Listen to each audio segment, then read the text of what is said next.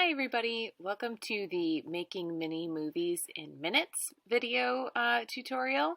This video is going to show you how easy it is to create really impactful videos with your students in a very short amount of time.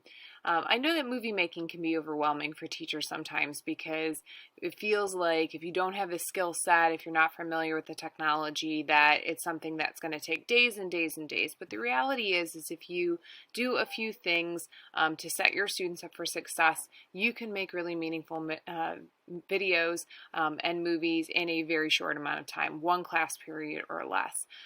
There are two keys to success that I have found. The first one is pre-planning, which has to include both your planning of your expectations and what you want from students, and then also part of the pre-planning comes from some sort of planning that the students are doing in the form of like a storyboard.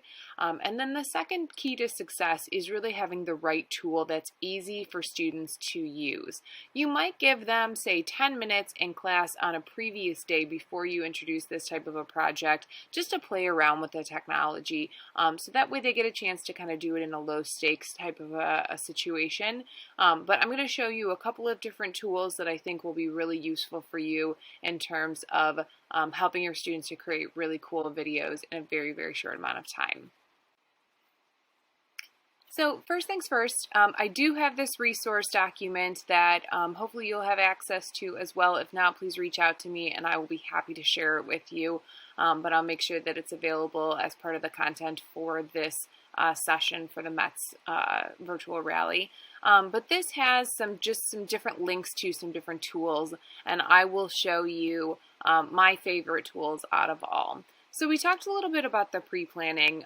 It's really important when you're making videos or movies with students that you communicate the content that you want to them through your rubrics, through any project descriptions, so that way they know that really you're evaluating and assessing the content, not the quality of the movie, because that can be really overwhelming for students. Imagine if somebody told you you needed to make a movie and it needed to be cinematic quality on the first time you ever made a movie. That would be really overwhelming for you. So if you really stress to students the importance that you are assessing the content and the information that's in the video rather than the quality of the video, they will hopefully help to that will help to relieve their stress a little bit. And then you'll be introducing these different tools to them, so that way that will help them to see these different tools that will make this process easier for them as well. One thing I mentioned in the keys to success is some sort of a storyboard. You can use a simple Google Doc that you can just throw together with some boxes, but my favorite tool, Canva, also has some great storyboarding templates that you can use that are linked on here. You can just go to your Canva account and then search for storyboards, and there are templates that teachers have already made up for you. You can use a simple literature storyboard with just boxes of what the image should be and then the information, so that way students can kind of plan out each frame of their video, so that way they have a plan of how the flow of the video is going to look. And this really is applicable for any type of video they're making. If they're making a fictional story video, if they're making an informational story video, if they're making a commercial or an advertisement, if they're making a public service announcement, however you decide you want to approach your video and whatever the theme of the video is, a storyboard really helps students to pre-plan and figure out exactly what they're looking for and what that content is going to look like, so that way their video has flow and makes sense. So once you find your storyboard, you'll disseminate this out to students, whether it's on paper or whether it's a digital form. The next step, again, is finding the tool. Now, there are, as I mentioned, lots of different tools that you can use, and I have them listed here.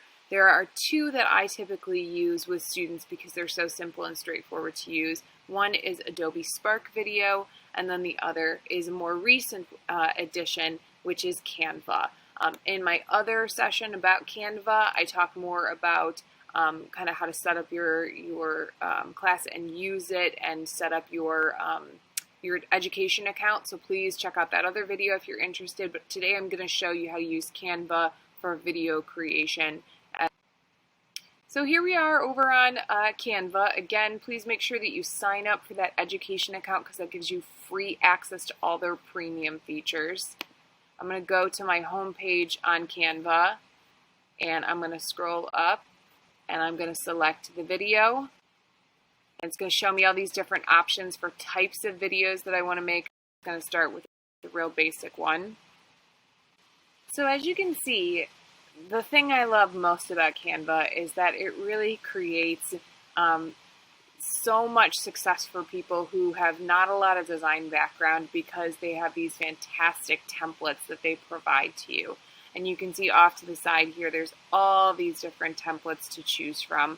They come preloaded with backgrounds, with images, with text boxes already, which is great for your students because then they can create sort of a fancy video to start with without much thinking and then just substitute in their content.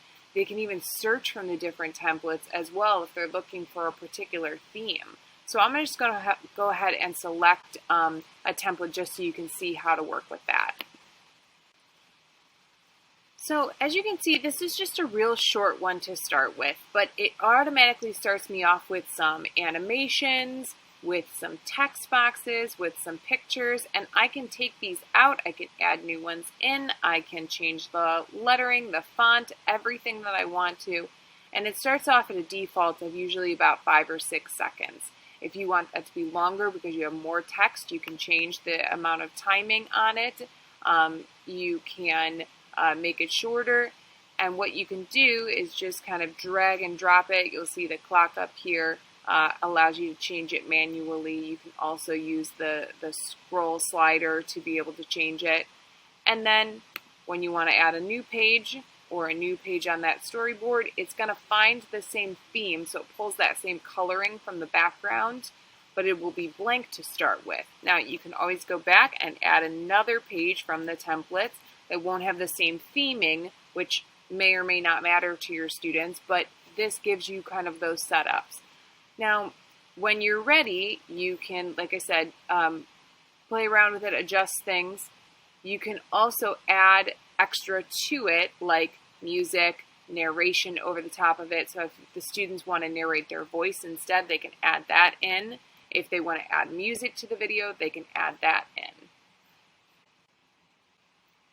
So to change things up and to add things, as I mentioned, you're going to go into this elements section right here underneath the templates, and that's where you're going to find all your pictures, videos to add in here. So there are little video clips, photos, and this is where you'll find the audio, the music to add over the top of things. So let's say I want to add this one in. I'm just going to drag it and add it to there.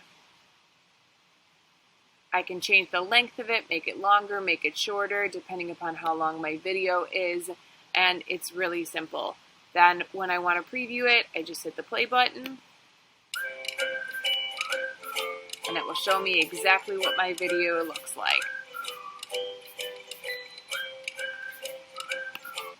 Now, when your students are ready to share this with you, they can just download it and then upload it to whatever LMS you're using.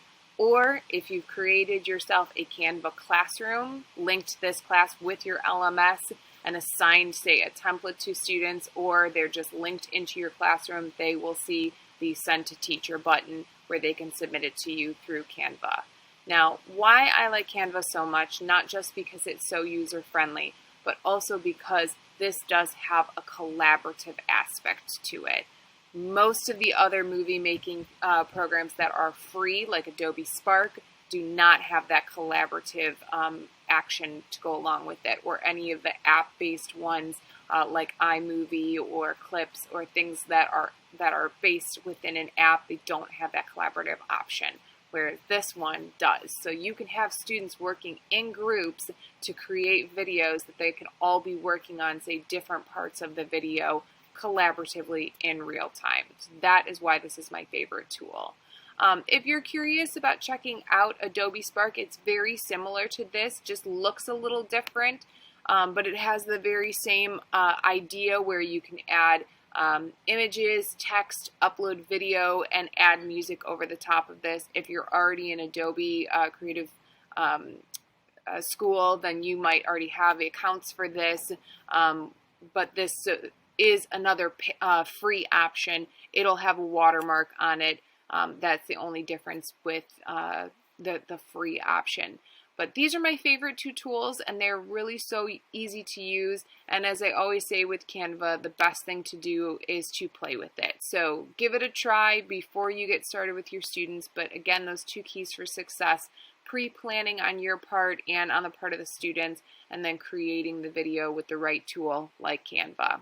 So hope this helps, and hope you enjoy making mini movies in minutes with your students.